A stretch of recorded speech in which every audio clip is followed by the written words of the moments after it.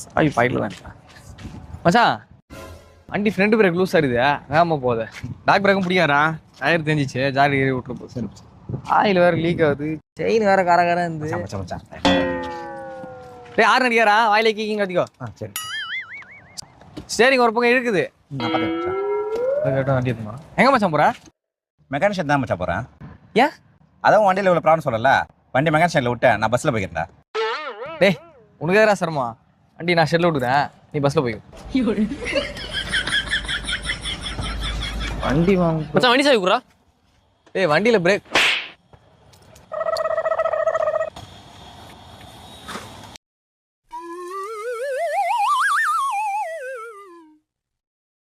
Sir வண்டியில் எந்த ப்ராப்ளமும் இல்லை, அடுத்த 6 வருஷத்துக்கு குதிரை மாதிரி ஓடினே இருக்கும்.